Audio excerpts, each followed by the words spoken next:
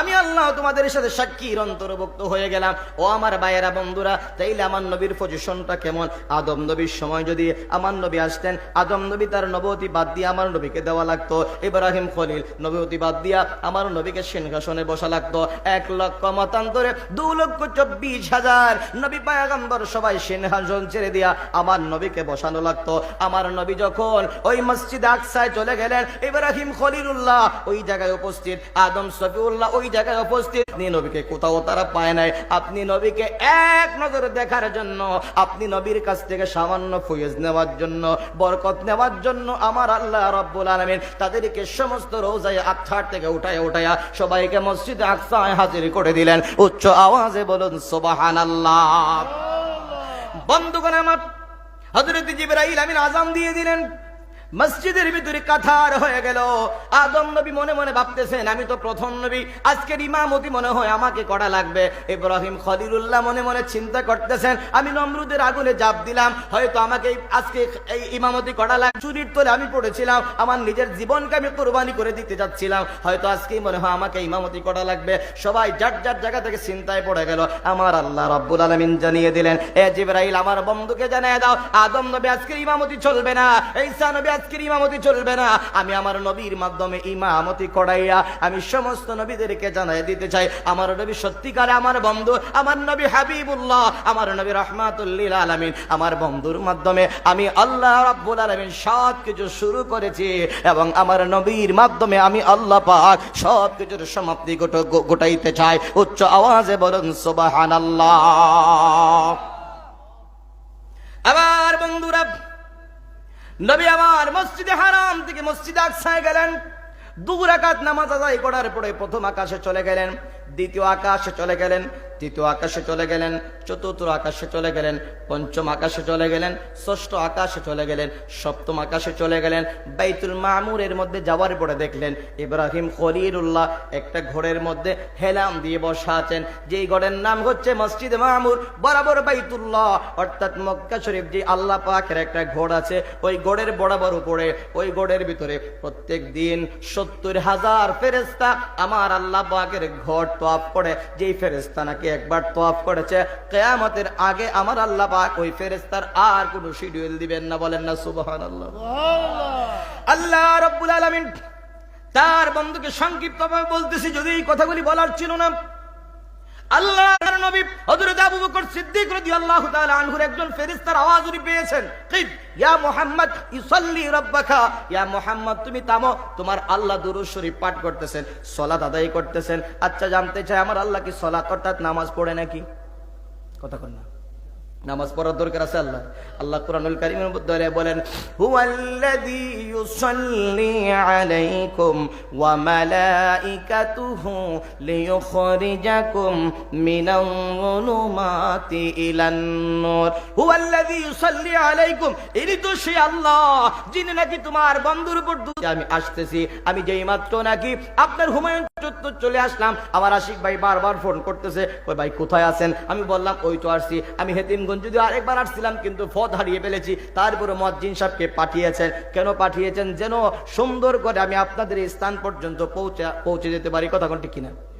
অনেক লামাযাবি মওদুদিরা আছে, তারা কয় ইখরিজুহুম মিনাজ যুলুমাতি ইলান নূর। আমার আল্লাহ আমার নবীকে অন্ধকার থেকে বাইর করার জন্য, আমার নবী তো নূর, তা আমার নবীকে আবার বাইর করবে অন্ধকার থেকে, এর পিছনে কারণটা কি? নাউজুবিল্লাহ বলবেন না। ওই যে আমার রাসূল আসতেছেন, আমার রাসূলের পথটাকে সহজ করা, ইখরিজুহুম মিনাজ যুলুমাতি ইলান নূর, আপনার পথটাকে সহজ করে দেওয়ার জন্য আমি ইন্তজার আছি। আমার আল্লাহ রাব্বুল আলামিন বলেন, ওই বন্ধু যাওয়ার পরে আমার আল্লাহ রাব্বুল আলামিন তার হাবিবকে জড়িয়ে ধরেছেন। সুম্মা দানা ফাতাদাল্লা ফাকানা কাবা কাউসাইনি আও আদনা।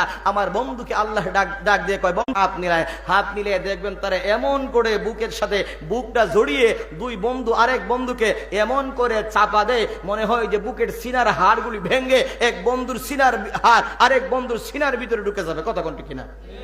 আরে কই বেটে এই আসতে দেশ না বেটা, এতদিন পরে তোর সাথে দেখা হইছে, এতদিন পরে তোর সাথে আমার সাক্ষাৎ, এতদিন পরে তোর সাথে আমার কথা হইল।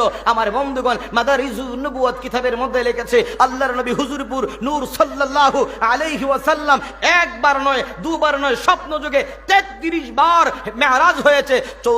34 নম্বর বার সরাসরি আমার আল্লাহ পাকের মেরাজ হয়েছে। আমার নবীর সাথে মেরাজ আমার আল্লাহ তাআলা ঘটিয়েছেন। ওই সময়টার অবস্থানটা একমাত্র আমার আল্লাহ পাকই ভালো জানেন। কথা ঠিক কিনা? আল্লাহ তাআলা কেমন করে জড়িয়ে ধরেছেন আমার ভাইয়েরা বন্ধুরা। মা জাগাল বাসারু ওয়া মা তাগা, মা জাগাল বাসারু ওয়া মা তাগা। আমার আল্লাহ পাক জানিয়ে দিচ্ছেন আমার বন্ধু যা দেখেছে সত্য দেখেছে। আমার বন্ধু আমাকে দেখে কান্ত হয় নাই, পরিশ্রান্ত হয় নাই। আমার বন্ধু বিভ্রান্তের মধ্যে পড়ে যায় নাই। আমার বন্ধুর চোখে কখনো ঝাপসা লেগে যায় নাই। বলেন না সুবহানাল্লাহ। দেখবেন আপনার চোখে যদি আমি একটা টর্চ লাইট ধরি, অথবা আপনি যদি আমার চোখে একটা টর্চ লাইট ধরেন, দেখবেন সামান্য কিছু সময়ের জন্য চোখটা একটু ঝাপসা হয়ে যায়। আকাত হওয়ার পরে আমার নবীকে আমার আল্লাহ জিজ্ঞেস করে যে বন্ধু আমার আসছো, কিছু নিয়ে আসছো নাকি খালি হাতে আসছো? নবী আমার বলেন আত্তাহিয়াতু লিল্লাহি ওয়াস সালাওয়াতু ওয়াত তাইয়্যিবাত, আসসালামু আলাইকা আইয়ুহান নাবিয়্যু ওয়া রাহমাতুল্লাহি ওয়া বারাকাতুহু। কথা কোন আছে না নাই? এই দুরূদ শরীফ, এই তাশাহুদ আমার আল্লাহ রাব্বুল আলামিন নামাজের মধ্যে ফিডিং করে দিয়েছেন এবং ফিডিং করেছেন। এটা কিয়ামত পর্যন্ত চলবে। কথা কোন ঠিক কিনা? অনেকেই কয় যে নামাজের বাইরে নবীর উপর সালাম দেওয়া যাবে না, নবীর উপর দুরূদ শরীফ পড়া যাবে না। আরে ভাই তুই বাইরে পড়লে পড়, না পড়লে নাই। আমার আল্লাহ তো নামাজের মধ্যে এটা ফিটিং করে দিয়েছেন, এমন ফিটিং করে দিয়েছেন ওইটা যদি না পড়ে তাহলে নামাজই হবে না। কথা কোন ঠিক কিনা? আমার বন্ধুগণ, আমার আল্লাহ রাব্বুল আলামিন তার বন্ধুকে দিয়ে দিলেন, বন্ধু তুমি আসছো, এবার খালি হাতে মদিনার দুলবালি মোর, মদিনার দুলবালি মোর নয়নের কাজল। আমরা নবীজির পাগল, আমরা মদিনার পাগল, আমরা নবীজির পাগল। আমরা বলেন আমরা নবীজির পাগল, আমরা মদিনার পাম।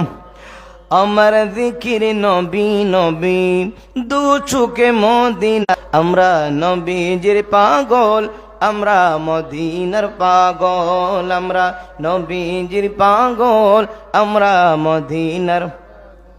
শুনিলে মদিনার কথা বলতে পারি সকল বেতা। শুনিলে মদিনার কথা বলতে পারি সকল বেতা। কথা কোন ঠিক কিনা? বুকের ভেতর বেশে উঠে, বুকের ভেতর বেশে উঠে মন আনন্দের ঢল। আমরা নবীজির পাগলের ওষুধ, দয়াল নবীর সালাম দুরুদ ভক্তি চিত্তে পড়ি যখন, ভক্তি চিত্তে পড়ি যখন হই সুস্থ সবল। আমরা নবীজির পাগল, আমরা মদিনার পাগল। আমরা নবীজির পাগল, আমরা মদিনার পাগল। আমরা নবীজির পাগল, আমরা মদিনার পাগল। উচ্চ আওয়াজে বলুন আল্লাহু আকবার। বন্ধুগণ আমার এর মধ্যে দেখেছেন তাইলে মুসা নবীকে কয় জায়গায় দেখা গেছে?